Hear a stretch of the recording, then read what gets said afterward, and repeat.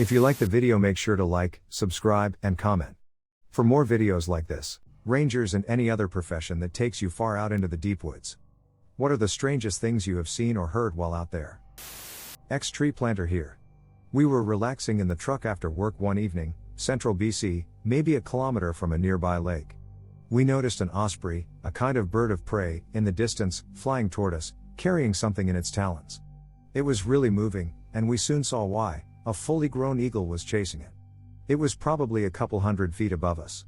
I was in the back seat, and maybe 10 seconds after the eagle passed out of view due to the roof of the cabin blocking my vision, a 10-pound fish landed in the middle of our dirt parking lot.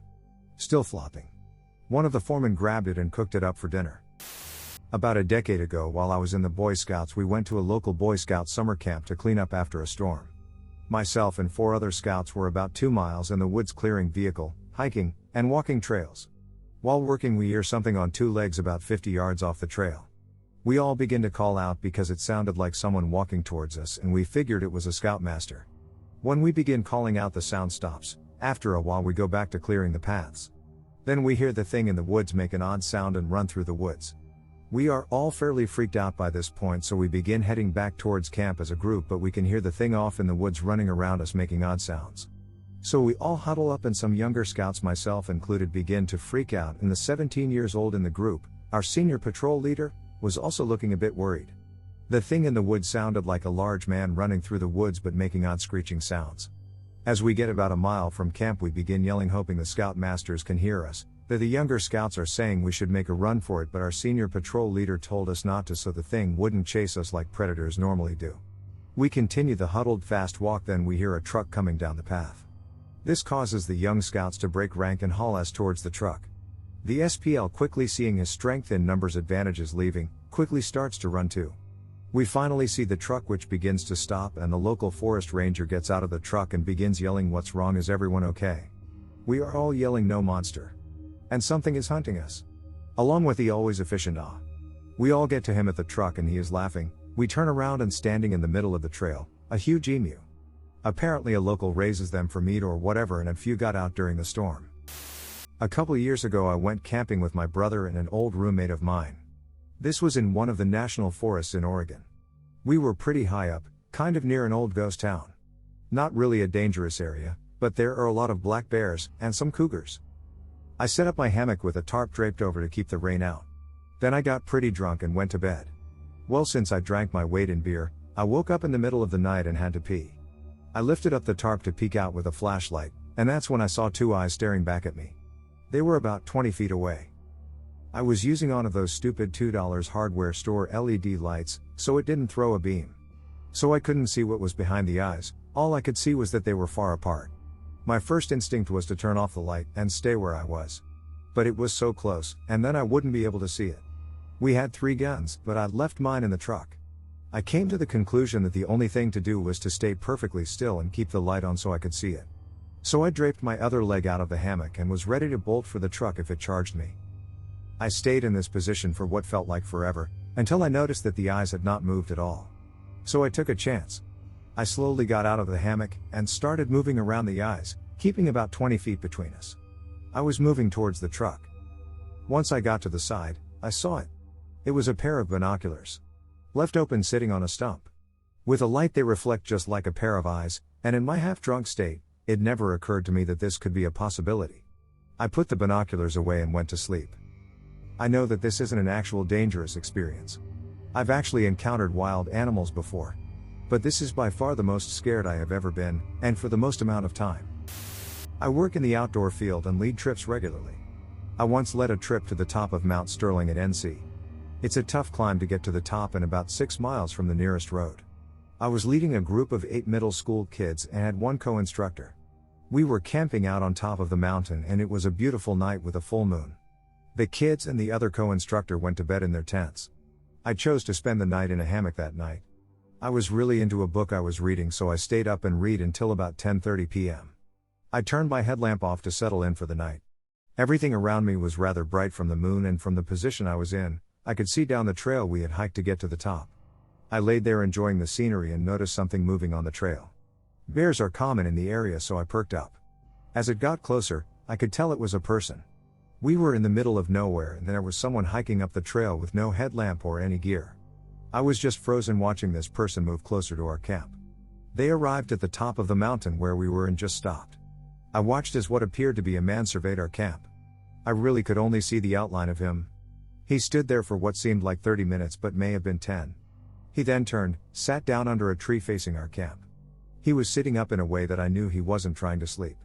He just sat there staring at our camp. I had no idea what to do. I decided to wait it out. I waited, just staring at the man while he stared at my camp. This went on until about 3:30 a.m. Then, he stood up, took a moment to survey my camp a few minutes longer and then went back down the trail he came up on. I, to this day, have no idea what that was all about, but it freaked me out. I was paranoid that we were being followed for the rest of the trip. Not a professional, but I do like to go deep into the woods. About a year ago I was out on a backpacking trip with my dad and my brother. We were hiking along a rail trail that passed along a few abandoned coal towns in central PA, and we decided to camp in the ruins of one such town. There really wasn't much left, only a few foundations and a spring that was the focal point of the town back in the 1800s. This place is miles away from any civilization, and with the foundations and the terrain it can be a little creepy at night. But as soon as the sun fell, we started to hear quiet noises in the distance. They were like whispers, and we could never get any understanding or meaning out of it, but we were aware of these strange noises coming from the town around us. These noises lasted all night long, and scared the shit out of all three of us. Pretty much we pretended like we did not hear anything, and noped the fuck out of there the next day. TBH, we didn't really start talking about it till miles later on the hike, and we felt like we were away from that place and whatever the fuck inhabited it. I was working as a prospector's assistant in central Manitoba one summer. We were doing a helicopter-assisted magnetic anomaly investigation. Best summer of my life. There's nothing like the ringing in your ears dissipating after the helicopter has dropped you off and the slowly increasing volume of the bugs taking its place. You know for sure you are in the middle of nowhere. It was the last day of our campaign. This was a little piece of the property close enough to a road that we didn't need a helicopter. It was a low priority target that was saved till the end. We had kicked so much ass during the high priority targets that we decided to do this one on the last day just for an easy in and out of the bush. Around 9 a.m. we heard yelling in the bush. Odd. Nobody else should be out here. We keep on grabbing samples and it's in the back of our mind. Around 11 we hear it again. A little closer this time. We call back but again it's silent. Now through our travels of this 30 kilometers piece of property we came across many pieces of animal evidence. Deer, moose and rabbit droppings were everywhere. A few carcasses here and there. Bear tracks and bear feces were seen a few times but nothing prepared us for what happened next. Around noon we were in an old blast hole from the 80s. Prospector Dave told me he used to have a blasting license and that blowing shit up in the middle of the forest while drinking beer was a favorite pastime of prospectors until they changed the laws after a few too many forest fires. We were facing due west with our GPS on some rocks getting the most precise ultimate could. When we hear an earth-shattering bone-chilling howl. I looked at Dave and he turned so white he was almost green. I picked up the GPS and put it in my belt and unclipped my bear spray safety. Then at our 9 o'clock, facing due west, another wolf, then another at our 10, then another and another all the way to our 4 o'clock. Dave calmly said, "We need to leave, but you cannot run, if you run you die." We left most of our sampling shit there. We also carry these modified steel sledgehammers for breaking rock and scraping moss. Most useful durable thing I've ever had. It's at the ready along with my bear spray and we walk. Longest walk of my entire life. We didn't say a word. I didn't hear anything but I'm positive they followed us back to the road and into the truck. We drove back to town and proceeded to get thoroughly drunk. There was a group of teens that hadn't been heard from after their scheduled return time from a camping trip. A good friend and I know the area very well, so one of the search and rescue guys we're friends with called us in to assist in the search. Him and I head out in the general direction the teens had set off in. We'd been hiking for most of the day and seen nothing. We're about 35 kilometers into the woods at this point when we start noticing odd things. Sticks carved like spears stuck into the ground, weird carvings in the trees, a child stuffed animal hanging from a noose up in a tree. This place was nowhere near any roads, it wasn't on the regular trails people would go on in the area. The really eerie thing was that everything was freshly carved. Somebody had been there within a couple of hours of us and made these things. Mind you, we're still looking for these teens. We kept on hiking and eventually made camp for the night, still kind of on edge from what we had seen earlier, but we settled down anyway and go to sleep. We get up with the sunrise hoping to cover more ground before it gets too hot. We pack up the gear and get ready to go when I noticed a bit of shirt that had caught on a small tree and ripped along with some shoe prints. We were thinking great, maybe we're close by to the teens when a radio call comes through. The teens had just been found 20 kilometers east of us. They're calling everybody back. All those weird things we had seen from the day before came flooding back into my mind. We wasted no time hiking out of those woods. For several years I worked out in the forests of a country that experienced a genocide in the not incredibly distant past. Several times I found skulls. Once I wasn't watching where I was going and stumbled on something soft. I looked down and it looked like a very old sweater had been lying there forever. I poked it with my foot and dug around in the vegetation a bit, and sure enough, most of the skeleton was gone, but it was clear there were bones inside the sweater. Somehow that freaked me out more than the skulls. I am a seasonal ranger for my local forest district. Despite the fact that I live in a fairly suburban area, the forest preserves still make up 12% of the county, with much of the property being heavily wooded, not far out wilderness but pretty secluded in some areas. Being a seasonal employee, I have been on the job for a bit over a month now, but in my short time here I have found a dead man in a tree. The rest of the rangers say they find about one suicide a year, so here was the one for the year. When we go around opening parks each day, we drive through to make sure everything is okay. On this instance I was driving through and had just lost sight of the road when I saw a man hanging from a tree in a clearing. He had hung himself. I called the cops and the friggin' coroner took an hour to show up, and he was the only one with a ladder long enough to cut the guy down, so I stared at a dead guy in a tree for an hour. Crazed, drugged up, naked man running around a parking lot, took me and 3 other rangers to catch the damn guy. When we finally caught him, found out he had multiple cuts across his body from running through brush and a rock lodged firmly up his ass. 3. Headless deer. Normally when a pack of coyotes take down a deer, yes, we have a bunch of coyotes around here, they leave bite marks all over the body along with torn of flesh everywhere, but the head was cleanly sliced off and placed directly next to the body, meaning this is something created by human intervention. We still haven't figured that one out yet. And I have only been here for 5 weeks. Wildland firefighter with the Forest Service. Not my story, but from an old supervisor of mine that I believe completely. Setting is 2004 or so, Hell's Canyon area of Middle Idaho. His crew had been working all day on an emerging incident, and were going to be working through the night as well. Being the assistant superintendent of the crew, second in charge, effectively, he was out ahead scouting on an ATV or some such.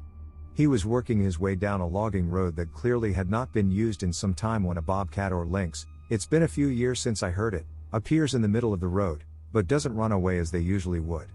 Thing stands there for a good 10 seconds, screams at him, and scampers up a tree not 5 feet off the road. He finds this odd but not particularly unsettling. Just a half mile or so down the road, he finds a small cabin. Also odd, as this is federal land and no private structures should be there. Upon investigation, all the windows had been boarded shut tight and someone had done a good job of doing so. The doorknob had been punched out and secured to a hole drilled into the log frame by a chain. Someone did not want anything getting in or out. Peering through the hole in the door, he can see that everything in the house is upset. This has him kind of unsettled, so he hops on his ATV and heads back up the road. Well, here's where it gets real interesting.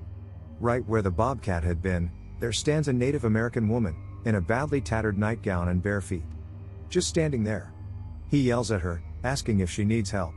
She just screamed at him, the same scream as the cat from before, and climbs right up the tree, faster than any human has a right to be climbing. Obviously, he nopes out of there as fast as he can. Unsure of who or what he just saw, he asks a local guy about the cabin. After asking around a little, a local Native American hears them talking and informs them that they saw a puma, excuse the likely butchered spelling, in effect, a skin changer, a warg. Now, I would not believe most people that tried to tell me that. But this was a serious man that did not fuck around about many things. He was dead serious the 2 times I've heard him tell it, and I 100% believe he saw what he saw.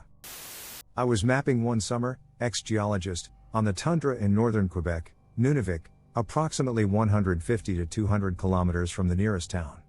I mean, the middle of nowhere, no one was there. No cabins, no ATV routes, nothing. We were walking along when my field partner flipped a rock with his foot, just a random rock of millions, tons of glacial float up there, when a piece of paper flies up from underneath it caught by the breeze. He turns to me and we both go, "What the f-?" Because there should be no paper just randomly there. I track down the paper and find that it's folded. I open it up and see that it's a note with the words, "Je t'aime" on it with a drawn heart. Upon seeing this, I literally got chills up and down my spine, because the improbability of it floating all that way, being undamaged by the rain or the myriad of lakes, and then us finding it. I am not a religious or superstitious man, but it felt like the universe or some higher power just reached out and poked me in the chest. I got a special wilderness permit to go into an area in the mountains in CA where they haven't allowed foot traffic in 20 years. There were no trails. It was myself and 2 other Marines, and we did it in exchange for seeing if there was a rare kind of trout in the streams up there. I guess the Forest Service didn't have anyone who wanted to do it. Anyway, we hiked for 2 days with no trails using just a map and a compass, and on the second day we walked around this huge cliff to find a cabin with a lawn and solar power and washer and dryer, the whole 9 yards, all built into the rock face of the cliff. You couldn't see it from above, so it had gone unnoticed for years. We talked to the guy that lived there, and he said that we were the first people he had seen hiking in 14 years. He was a retired helicopter pilot and had flown all of his equipment in by helo. He was squatting on federal land and knew it, but he didn't seem worried. He said he hikes out every 2 weeks for supplies by a different route that we came in by and showed us. We used that route to get back to a trail that was beaten down, so the waking was easier. All in all, it was pretty cool.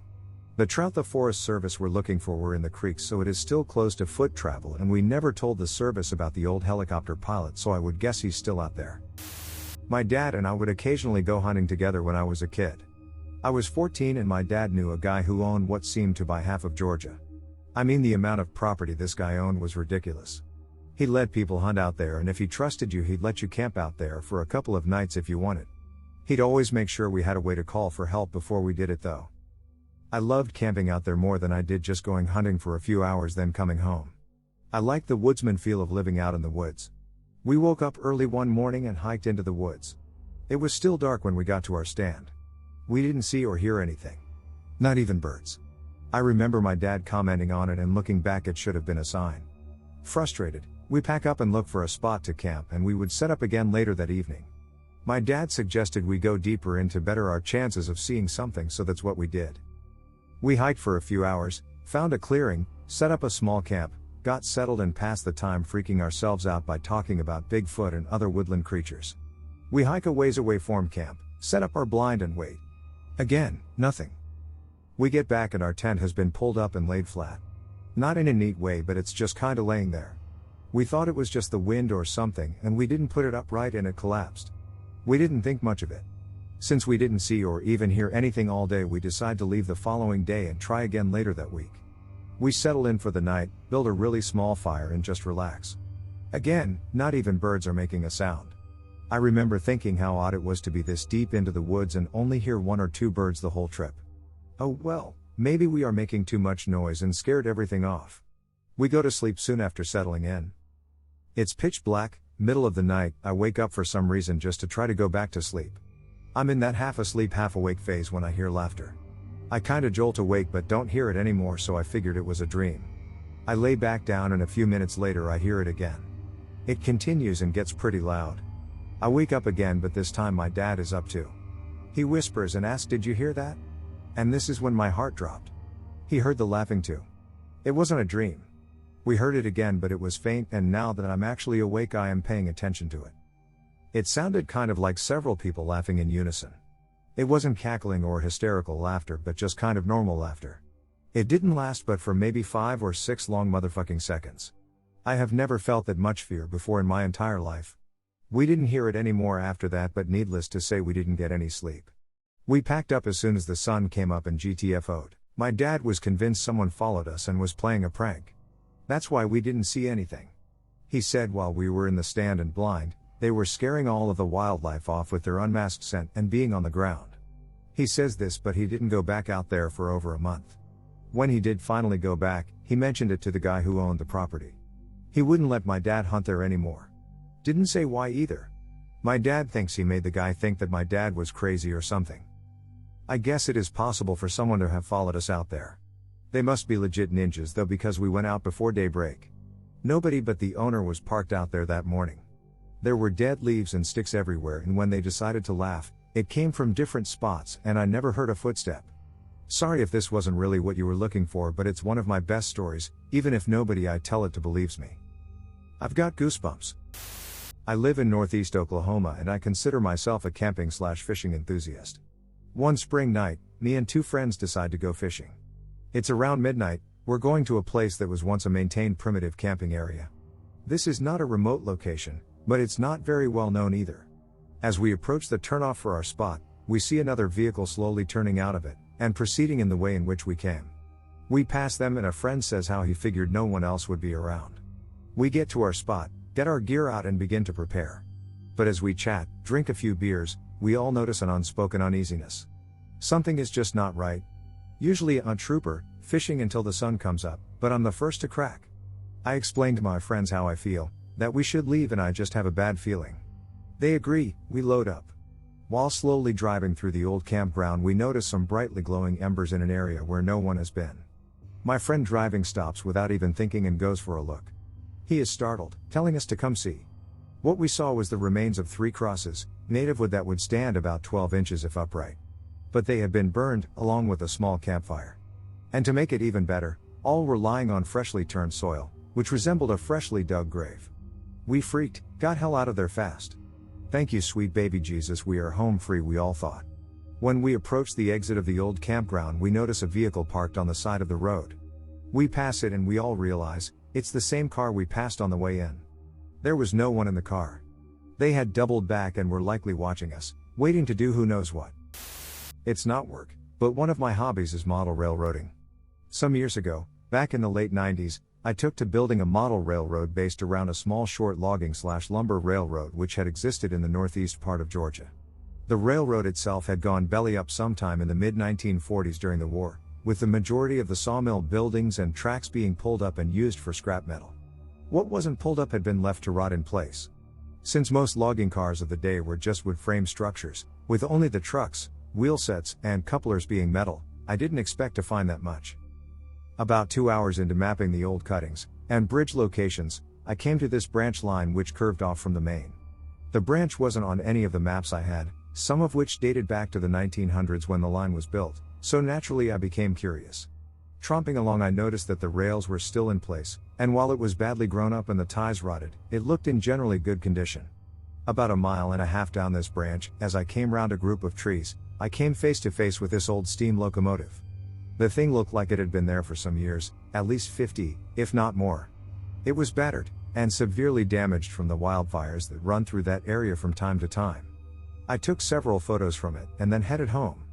The next day I went to a local railway historical society to ask them if they knew about it. Here's where it gets weird. Speaking with them, I was told that they had heard about it, and wondered if I had marked on the map where it was. I show them, and then get the photos developed. Not a single one that I took of the locomotive turned out. Those taken before it, and after it, were fine, but every single one of the engine itself were just black, as though the film had gotten exposed.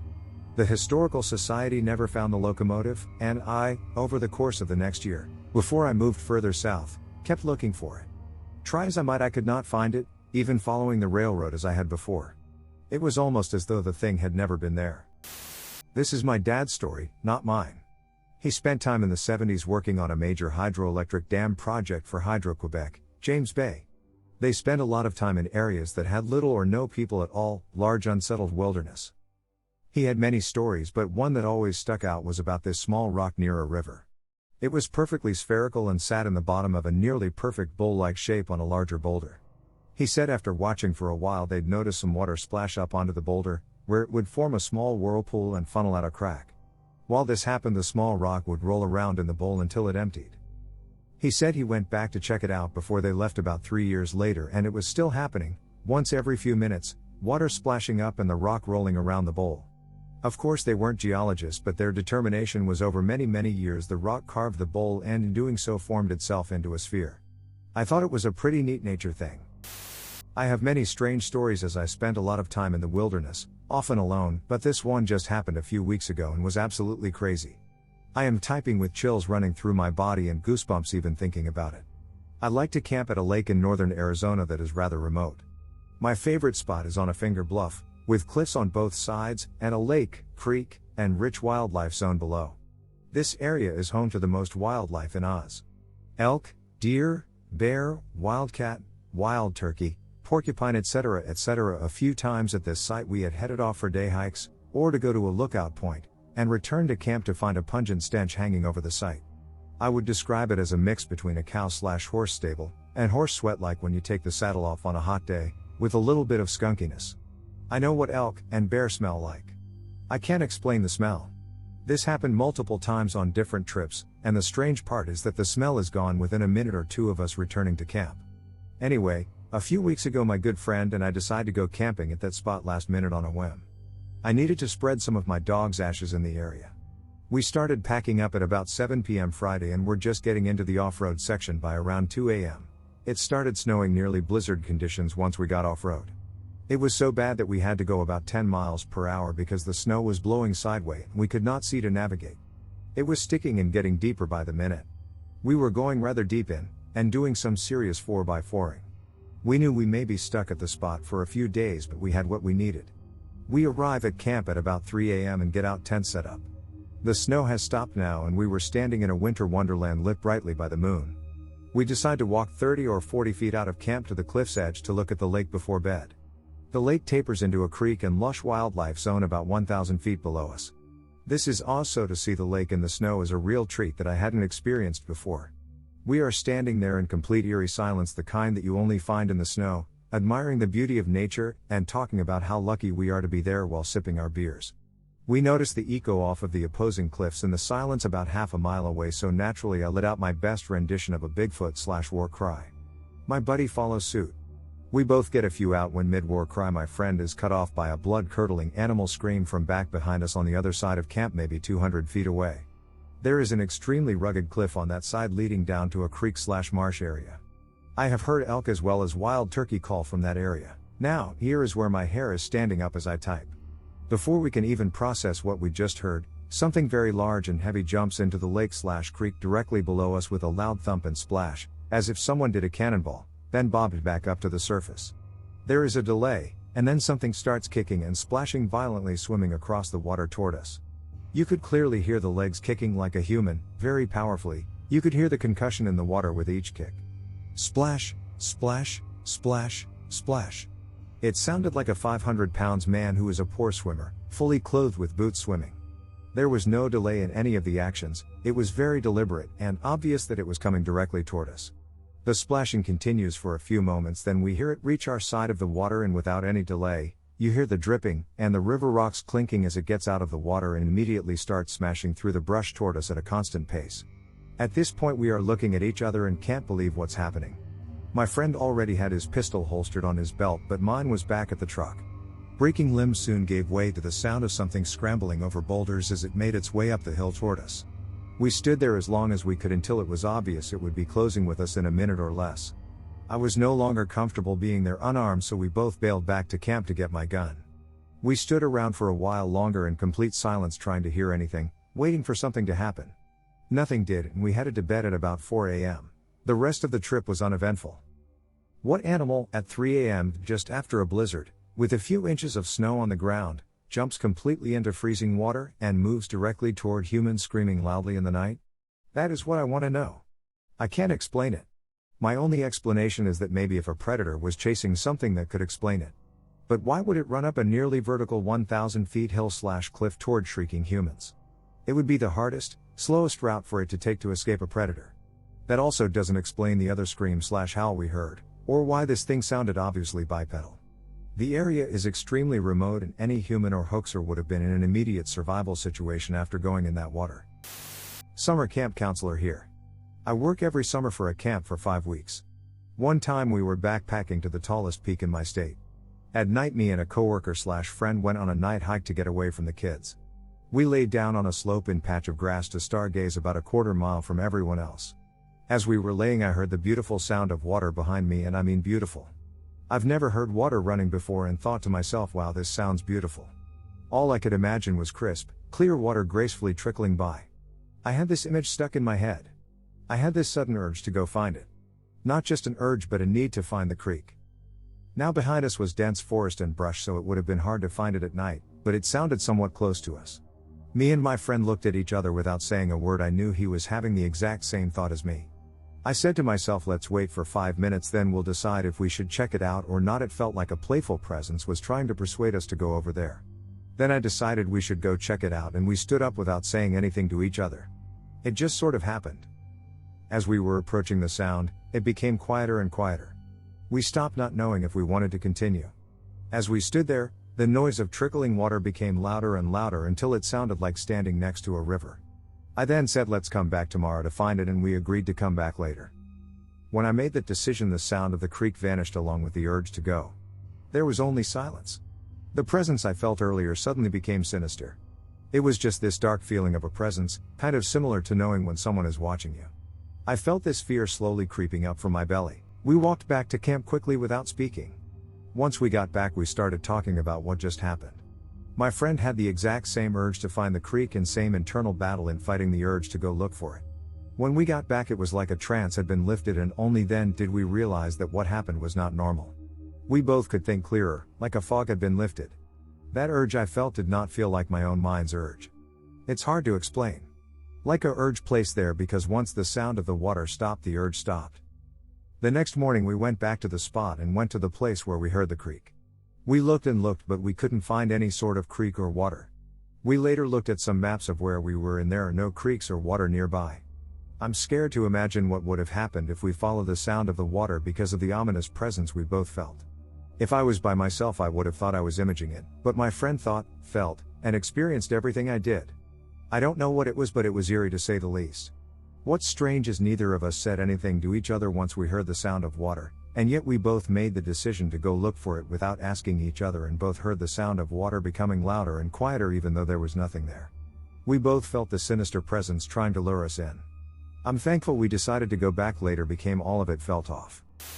Not a pro, but more than 1,000 days in the back country over the past decade. I have always been drawn to the wild. It seems like home, and I generally know my neighbors out there. Not afraid to be in the deep woods and the dark. Love my woods. One sunny, weekday afternoon, I had dirt biked up an old mining road. It gained a couple thousand feet from the valley floor towards one of the ridges of the Cascades.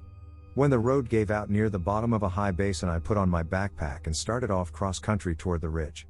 It was still heavily forested, old growth and old cut fading in another 1,000 feet into those scraggly, wind-blown ones near the top.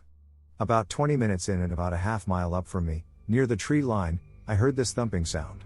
It was very odd, so I stopped to listen carefully. It sounded like a big, solid branch was being whacked against a solid tree. I use the term solid because the hits were powerful. One or both of the pieces of wood were hard and dry. The wood resonated and rang on impact as dry wood will. I couldn't get over the power though. It sounded like someone was swinging a 4-inch post. Weird, right? Well, it gets better. This someone sounded like they were trying to communicate. The thumping had a very complex and well-defined pattern. And here's the weirdest part. The thumping signal occasionally became very rapid, like what a drummer could do if they were noodling around with a stick, but I swear it sounded like a 4-inch post was being treated lightly as a drumstick. I listened for maybe 5 minutes, just fascinated with this sound, this code, and the power of it. Then the drumming suddenly stopped. And I kind of woke up to the fear of this unknown thing out there. I had my pistol, I had my bear spray, and my knife. I really only fear cougars, and even then I figure they'll have a bad day trying to take me down. Still, the silence as I stared into the forest ahead seemed loaded, and I turned on my heels and left that valley. That place and that experience gave me the chills, and that high valley won't see my shadow again. I have read stories about some of the native peoples around here having valleys that they just wouldn't go into. I can now easily understand how these legends get started. Back when I was involved in expeditions, I've encountered 2 weird things I remember offhand. The first was on the Isle of Skye. We were practicing winter climbing, and one group wandered off to do some navigation exercise. It's pretty desolate out there, especially in winter. But they come across a tent, middle of nowhere, and pop by to see who's there. The tent is ripped, a 2-man type, faded from the sun. A decision is made, they call out and open the damaged tent. Inside was the typical stuff: sleeping bag, rucksack, clothes, dried food. And a newspaper, from 5 years previous. The other was in West Greenland, well north in the Arctic Circle. We were dropped off at a spot up an inlet by Zodiac boat, where seemed closest to the ice cap and the mountains we wanted to climb, a good base camp slot. A week in, I asked what the piles of rocks were around the camp. Some Inuit set up deadfall traps in camps. I was pretty sure these were not them. They were burial mounds. You could see the skulls in them once it was pointed out. It turns out it was an old Inuit hunting camp, and decades ago a party of 15 guys had been hunting there. They had been found, all dead, the camp burnt and no sign of what happened. The Inuit had covered the bodies with rocks, and knocked out of there, they just never went back. It could have been a lightning strike, I suppose, but with only one village within 700 miles it reminded us just how remote and isolated we were. I was working with endangered shorebirds one summer and living on a remote island off of Cape Cod. One 12-hour day of monitoring, I plopped down in some sand to take a nap and noticed a bottle laying next to my head. It was fogged up and weathered from the sea. I usually don't think much of bottles because they're everywhere on the island, but I decided to open it thinking there might be something inside of it. Earlier that summer I found a message in a bottle from a team of people researching local currents, asking me to email them the coordinates I found it at. Sure enough, this one had a message in it. I pulled out a wet, folded piece of paper from the bottle and carefully unfolded it. It immediately began to tear apart in the wind, but I kept it pieced together just well enough to read it. It was from a woman named Mama Lou. She addressed it to the universe, asking to become cancer-free, and hoping for a sign of remission during her doctor's appointment that was scheduled 2 days after she wrote the letter. It was one of the saddest and most beautiful things I've ever read. A letter to the universe, and a glimpse into the soul of a person who is desperate to grasp onto life as she knows it, sitting in my unlikely hands.